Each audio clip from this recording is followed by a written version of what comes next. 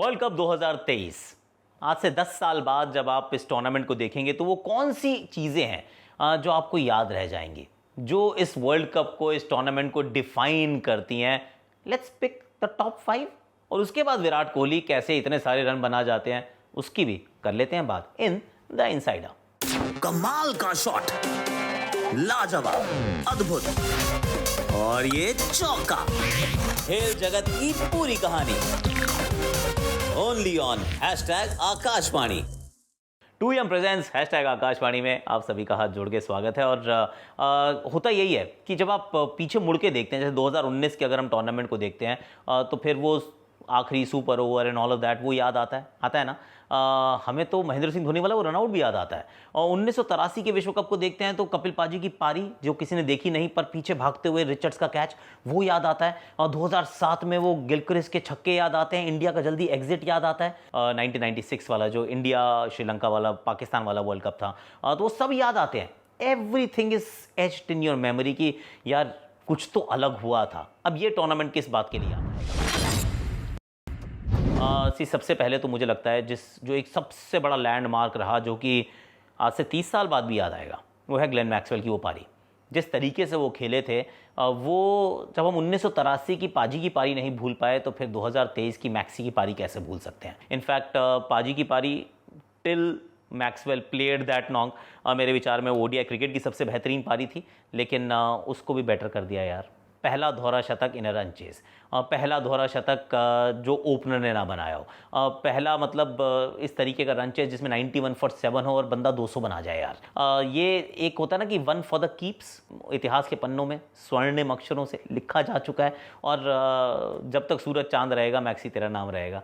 मैं सीरियसली बता रहा हूँ, ये वाली जो पारी थी, ये आज से जब तक क्रिकेट चलती रहेगी, मैं और आप शायद होंगे भी नहीं, पर ये वाली पारी जो है ना, ये ज़रूर रिमेंबर की जाएगी with a lot of fondness.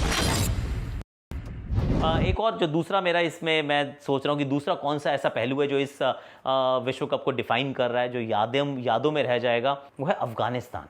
Afghanistan cricket जिस तरीके से खेली है, पहले उन्होंने इंग्लैंड को हराया। देखिए England, just think about it कि अफ़गानिस्तान ने क्रिकेट जब खेलनी शुरू की थी ना, तो रेफ्यूजी कैंप में की थी।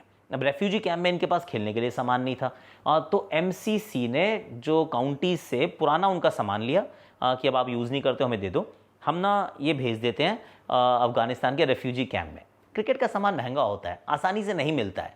अब वहाँ से क्रिकेट की शुरुआत हुई। प्लेयर एक्सचेंज प्रोग्राम के अंदर मोहम्मद नबी को एमसीसी की टीम में खेलते हुए मैंने खुद अपने साथ देखा है। और वहाँ से उस टीम का यहाँ तक आना कि डिफेंडिंग चैम्पियंस इंग्लैंड को एकदम लताड़ देना, पछाड़ देना। And that's not all, same team ने जाके पाकिस्तान को भी हराया चेन्नई के मैदान पर और इतिहास रच दिया यार। ये एक Afghanistan was the story of world cup 2023।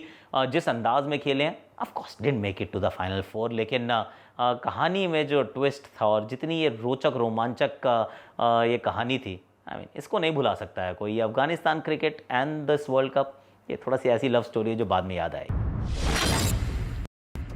तीसरा जो मेरा है वो स्टोरी, वो जो मुझे याद रहने वाली है और लंबे समय तक याद रह जाएगी। जैसे आपको बताता हूँ, 1981 में ये फरवरी का महीना था जब ट्रेवर चैपल को अंडर आर्म बॉलिंग करने के लिए कहा था ग्रेग चैपल साहब ने। अब उस बात को जब ये हुआ था तब मैं 4 साल का था, तो ऑब्वियसली मुझे पता ही नहीं कि क्या हुआ था, पर आज तक सबको याद है। उसके बाद नियम बदल गए, उसके बाद कहानियाँ बदल गई, लेकिन वो जो था इनफेमस इंसिडेंट, वो हम सब के जहन में ना, it's already it's living rent free.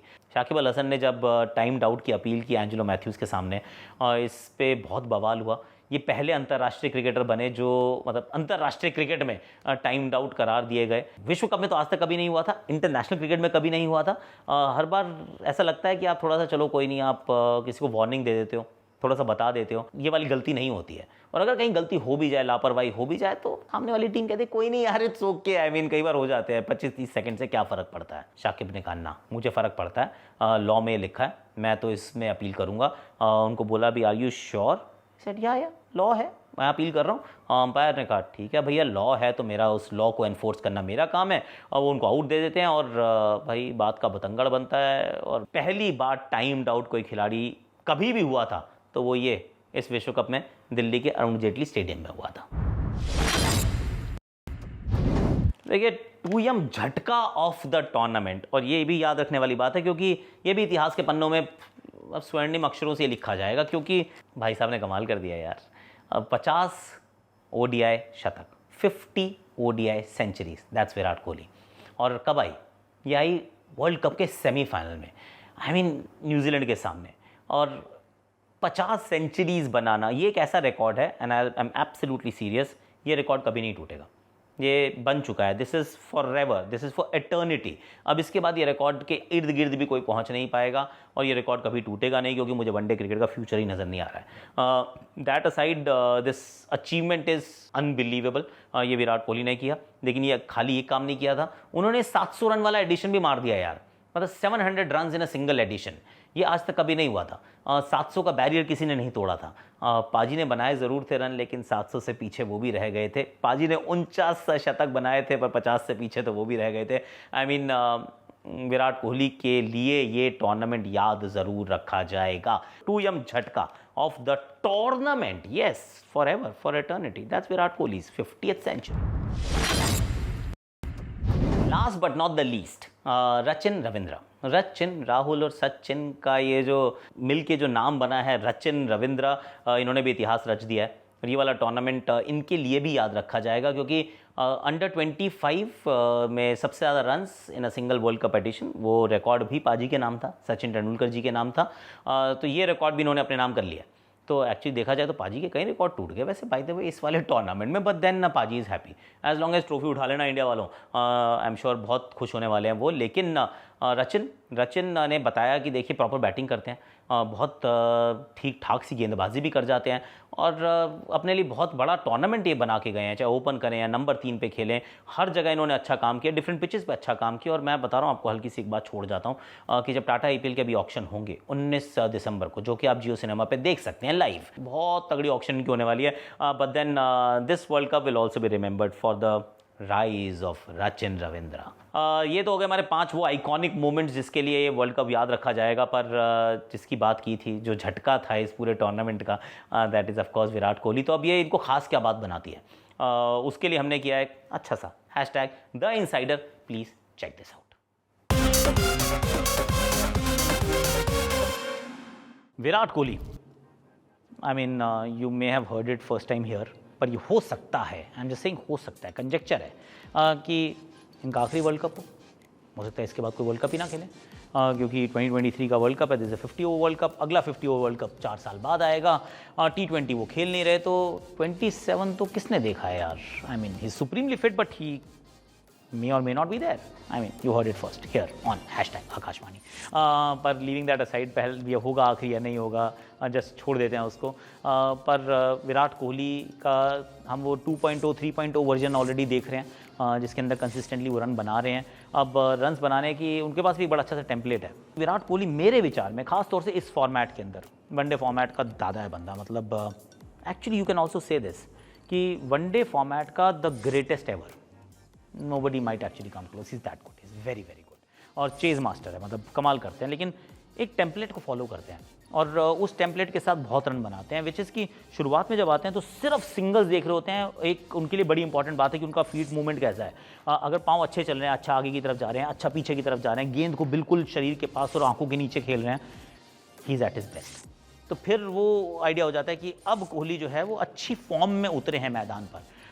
जिस दिन अगर उनके पाँव छोटा गिर रहा हो, पाँव आगे नहीं जा रहा है ज़्यादा, या फिर बाहर की गेंदों को छेड़ रहे हों, तो लगता है कि आज थोड़ा सा फिजिटी है मामला, थोड़ा सा दिल तेज़ी से धड़कता है। पर अगर विराट कोहली का पाँव आगे वाला अच्छे से जा रहा हो, गेंद को बड़े पास खेल रहे हैं और बैकफुट के अंदर भी, मतलब और बाहर की गेंदों को छोड़ भी दें, वनडे में भी छोड़ दें, जाने दें बाहर की गेंदों को, अगर जल्दी बैटिंग आती है तो यू विल से कि Virat Kohli is at his best. अब विराट कोहली की कौन कौन से और वो जो शॉट्स हैं जो एक्चुअली उनको खास बनाते हैं, in fact it's an interesting one कि when Virat Kohli started as a batter तो बहुत बॉटम हैंड डोमिनेटेड प्लेयर थे। हर चीज़ को ना यहाँ ड्रैग करते थे, नीचे वाले पाँव बैट नीचे वाले हाथ से गेंदों को ड्रैग करते थे। कवर्स का शॉट एक्स्ट्रा कवर में जाता था, एक्स्ट्रा कवर वाला मिड ऑफ पे, इसलिए इस तरफ बहुत अच्छा खेलते थे। ऑन साइड में एन एब्सोल्यूट रॉक स्टार की इस तरह मारते जाओ, पैर पे डालते रहो, चौके खाते जाओ। लेकिन now he has changed a lot, और ये अंतर्राष्ट्रीय क्रिकेट की एक बात है कि ये आपको बदलवा देती है, ये आपको सिखा देती है। So what he has done now is कि बॉटम हैंड के यूजेज को कंप्लीटली एलिमिनेट तो नहीं किया है, यूज़ करते हैं जब इस तरफ मारना होता है तो ही एक्चुअली विप्स इट ब्यूटीफुली, तो वो नीचे वाले हाथ का बड़ा अच्छे से इस्तेमाल करते हैं, पर he doesn't get carried away any more. तो वो कोशिश यही करते हैं कि पाँव ज़्यादा निकालने के साथ एक और चीज़ ये होती है कि जब आपका पाँव छोटा निकलता है तो नीचे वाला हाथ एक्चुअली बहुत ज़्यादा चलता है। पाँव अगर आपका लंबा निकलता है, नीचे वाले हाथ का इस्तेमाल थोड़ा कम हो जाता है। Please act like Kohli, unblemished होना चाहिए कोहली की तरह, एकदम परफेक्ट। तो अगर पाँव आगे निकला ज़्यादा अच्छा बड़ा स्ट्राइड, तो फिर आप टॉप हैंड से ज़्यादा खेलते हैं, फिर आप नीचे वाले हाथ से ना ज़्यादा खेल नहीं पाते। तो ये एक मेजर बदलाव आया है इनके खेल में, कि जो फ्रंट फुट का जो स्ट्राइड है उसका लेंथ बढ़ने से the usages of the top hand and the bottom hand has actually change quite a bit. तो अब वो बॉटम हैंड डोमिनेटेड नहीं, almost top hand dominated player सामने की तरफ जब शॉट मारते हैं, खासतौर से जब वो मिड ऑन पे ये ऑन ड्राइव या स्ट्रेट ड्राइव जब मारते हैं, he is at his of course best. Sweep अभी भी नहीं मारते हैं, पर स्वीप मारने की उनको ज़रूरत नहीं पड़ती है। This is another shot actually spin के खिलाफ, जब वो बॉल की पिच तक पहुँच के विद द स्पिन और against the spin, it doesn't matter, क्योंकि आप बॉल की पिच पे पहुंच गए हो, then he whips it through that mid wicket और मिड ऑन के बीच में, या फिर कवर्स की तरफ इधर मारते हैं। वंस अगेन वो कवर्स की तरफ तो खैर, if he is driving life is beautiful, पर अगर ये विप करना शुरू कर दें इस तरफ बॉल की पिच तक पहुँच कर, तो यू नो कि Virat Kohli is once again on song.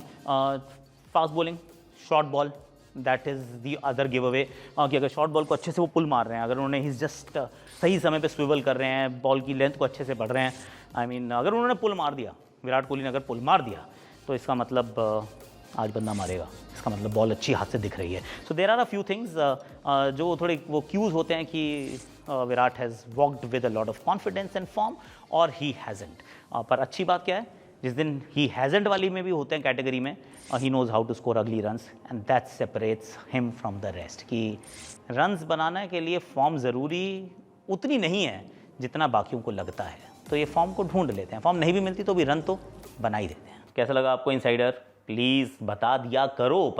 और आज वैसे ना रॉबिन उथप्पा और आरपी सिंह ने भी बताया कि फाइनल से पहले कैसा लगता है, फाइनल के बाद कैसा लगता है, जीत के ट्रॉफी कैसा महसूस होता है, ऑल ऑफ दैट आज सुबह जो हमारी आकाशवाणी आई थी उसमें आया था, तो डू चेक दैट आउट। तो ये हमें ज़रूर बता दीजिएगा, ये जो 5 मोमेंट्स हैं, do you agree with them, don't you agree with them, और क्यों नहीं अग्री करो यार, प्लीज़ समझा करो, और कुछ मिस कर गया तो वो भी बता दो। पर आज के लिए, अभी के लिए इतना ही है।